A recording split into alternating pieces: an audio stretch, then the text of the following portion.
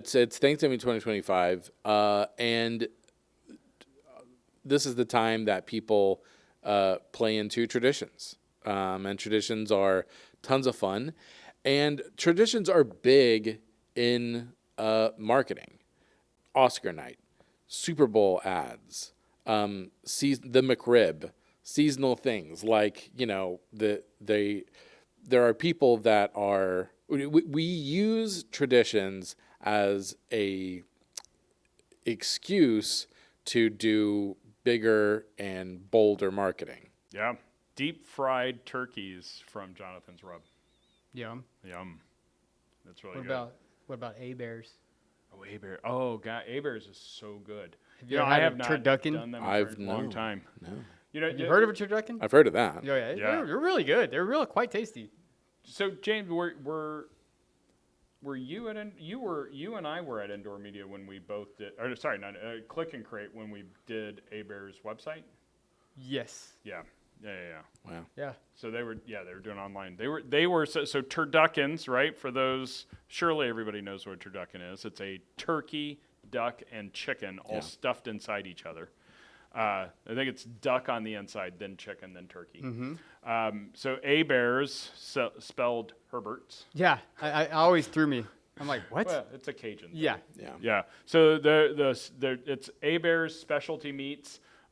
They do crazy amounts of business for Thanksgiving. That's one of their traditions, and I'm sure a lot of people's traditions is to get one of their turduckens, and they ship them all over the country too. And so it's a big thing for companies to give them as gifts for their customers and do stuff and all that.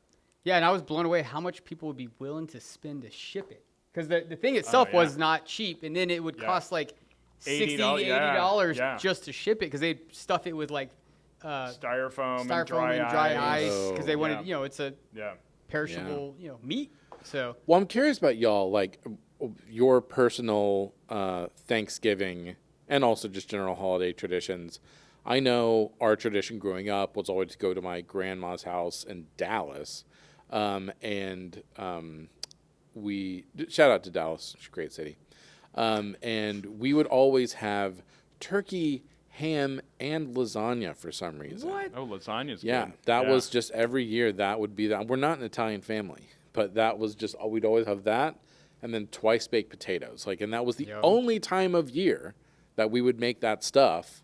So we would always look forward to that. Well, funny you talk about that because we have something going on in our house. With my family, my sister lives in town with her husband, her kids. I live in town, and my parents live in town.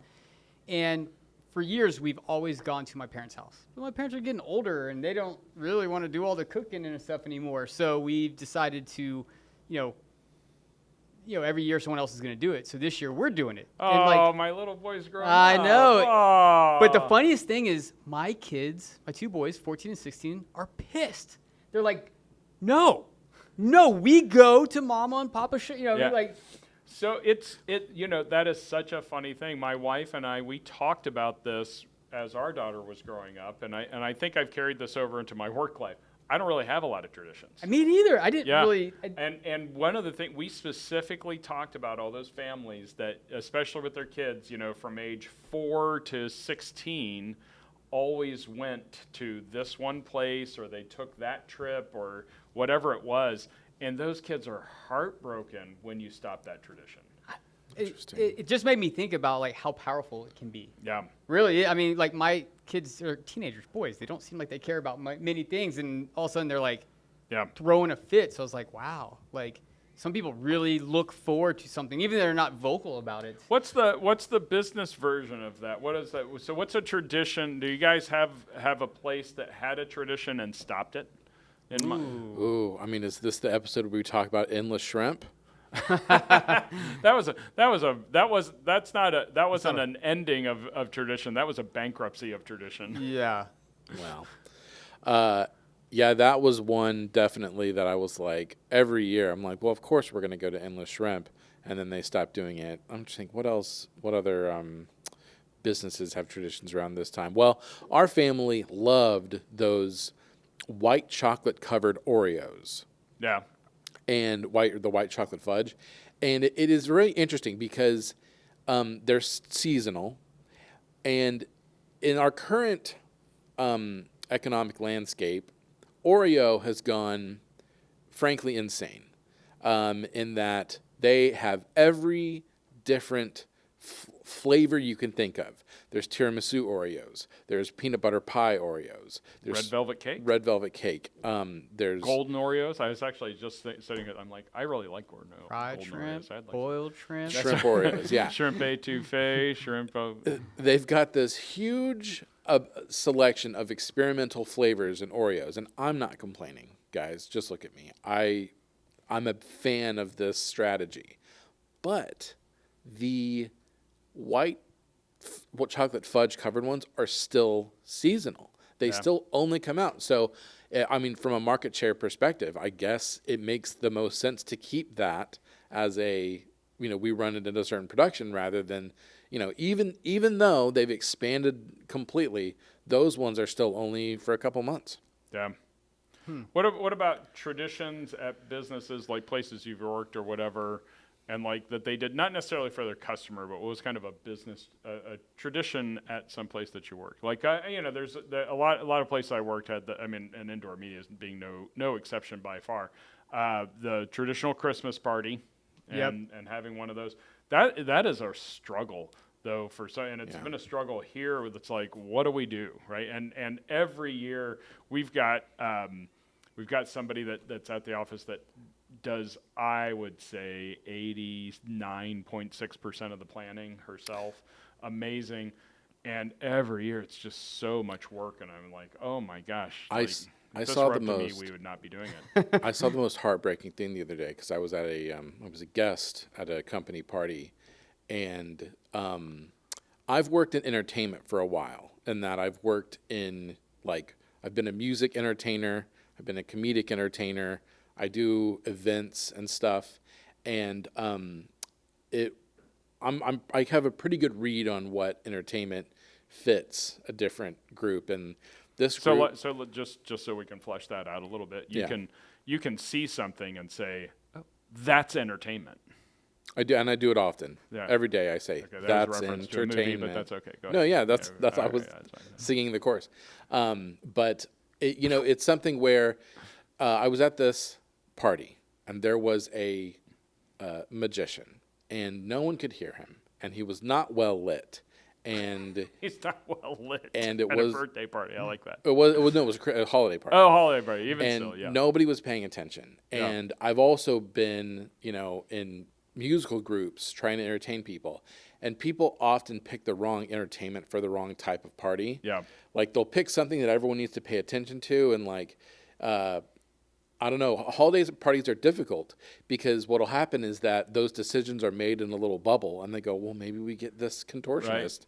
And then the day comes and they're like, nobody is watching the contortionist. I want to go to your parties, man. That's like somebody's got it outside the box there having a contortionist. I like that. This is I am going to use this episode to plug my new business where I do entertainment consulting, where I will contortion. Give me 12 hours to interact with your team, and I will tell you exactly the kind of entertainment that you need to have. Takes 12 hours. Yeah, because I have to get a feel for Is their it always vibe. contortion?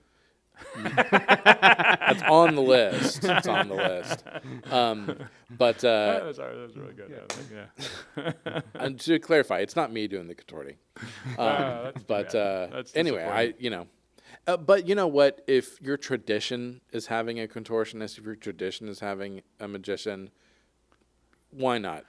I think it's not necessary to have traditions, but it is really nice to have a thing.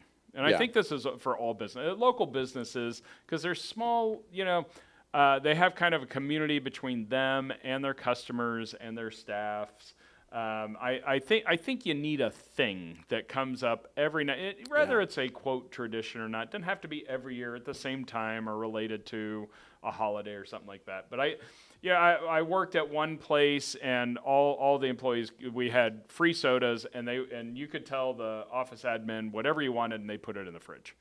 So if you're like, I like roast beef, there'd be roast beef in the fridge. Now, if you didn't need it, they wouldn't Yeah. get that again for you. Strike one. Yeah, but if you were asking for golden Oreos, they'd be there, and if you ate them, they'd buy more. It was really cool. When James and I were together, we did have a tradition every Wednesday afternoon, starting at it was supposed to be at like 3:30 for our staff and customers, and then it started like at 3 and then 2:30 and then 2. We'd have drinks. Nice. We had a cabinet, just open up the bar. Mad Men style? Yeah. Oh yeah. We didn't. The martini glasses weren't quite as fancy, but we had a pretty good stock bar. We enjoyed it. Jennifer Counts, who's with us here at Indoor Media now, was a part of that, and I did enjoy that. A simpler time where driving home drunk wasn't his problem. Just Less disclaimer. distance to cover too. Yeah, That was sarcasm. Right. Well, it's traditions can be great for local businesses. I've had local businesses that, for instance, February for Valentine's Day, those I've had great success with 2-for-1 offers, just because that matches the vibe of Valentine's Day, the vibe of. Or it makes you feel really bad because you don't have a 2. You don't have to, and it motivates you. But You should offer the 2. do a Like, you're providing the 2. Yeah. Does that As a business? Yeah. Yeah. I think they have those. I They're know. called escort services. yeah, for sure. And just so simpler you 2. know, A simpler 2. from experience, it is not cheaper to get half off at a meal and have an escort. It is really not worth it. We're talking about a Ford Escort. That's But as we said, there's a spectrum there. On the one end, endless shrimp was not working. It was a tradition that they were losing money on, and they had to stop. how long did that go on? How many years was that? Had to be over 10. Really? Because I remember it as old as I right. could remember. Yeah. And sometimes maybe you do have a tradition, and market changes occur. Yeah, and like shrimpflation. shrimpflation, and you say, you know what, this thing that we have traditionally, we can't afford to do anymore. That is something that hits a lot of businesses. Or if you traditionally, your products are a certain price, and you reach a point where prices have to go up. Yeah. Or your demographics change. Absolutely. Oh, speaking of a tradition, one of my favorite little restaurants is James Coney Island, and their tradition was every day on their anniversary day, 99 cents. they roll back the prices 10 years or whatever. So so I think maybe it was based on how old they were, right? Yeah, So because you're they right, were you're around right. from like 1923, You're right. so they're at like 90. Well, they'd be at like $1.02 for a Coney now. I remember a couple times being shocked at how cheap. Oh, it's unbelievable. But those are good. Those are neat little traditions to have for sure. on the spectrum, like Yeah. most of us. I think for traditions, I mean, it gives you a reason, right, to do something different, change it up, right? Like really stand out. Like, and you got holiday traditions, you've got all sorts of traditions, but you really lean into them because like I realized with my kids, they like tradition, right? People look forward to it. It makes them start thinking about it. So yeah, and we talk about this concept a lot, where local businesses especially are faced with this duality where you need to project a brand presence of consistency and being a pillar of a community that is unchanged. At the same time, you have to find ways to constantly spark that area of people's brains that go, oh yeah, they exist. Oh yeah, I should go check them out. Oh, that's a cool new thing. That gives me an excuse to go do it. And that's not always easy. And there's a lot of things, and a lot of times, like you were talking about, there's a lot of things you just can't control. One of my traditions is usually by about this time in November, my tradition is to walk the dogs and not sweat. And I can't do that because we're at day 248 or 49 days in Houston above 80. Right. yeah, it's crazy. So I've got some traditions for you. My brother-in-law is a realtor. He always comes up with crazy ideas. And what he started doing a few years ago is It just went by. I can't remember the exact date, but every year he hires a company to do photographs, and you can sign up for free. He's always in the same community because that's his community. You know what I mean? Yeah. And so they have an awesome place that they go out. It's outside, and you get like a 15-minute time slot, and all day long, he pays for the company, and they're out there they take these photos, and then they give. I think you might get a certain set photos, and then you guys have to pay more. Yeah. But it's absolutely free. And Yeah. then this year he started a new tradition because he just got a new office. He's bringing in a Santa Claus, and he's bring your kids in and get the pictures. So he's just, I don't know. I was always impressed with that, and the family photo thing is huge. Like it's. So is this for employees? No. So he's a realtor. Yeah. Right. So for the community that he's in, that Yeah. he focuses on, it's for anybody in the community. And that's genius. Yeah. I mean, to say like, hey, I am I'm a symbol in this community, and you can rely. Here's this thing I do every year. That's great, and I think that's something that, I'd love to see other realtors do. Yeah, so I think I'll say that I kind of winding all this up, I can't think of a business that's tried a tradition, either new or had one, where I've thought, and had a lesser opinion about it. Because of the tradition. Because that's what I'm this like, is they're stupid. doing that. That's just annoying or whatever. I'm Yeah. like, good for them. They're doing this, especially around the holidays because I'm just in better cheer and so forth, and it's supposed to be cooler. So I think try these things and break the habit, get out of the rut, try something different, spice it up. Start a tradition. Start a tradition, or start a tradition every year. Yeah. Do a new one.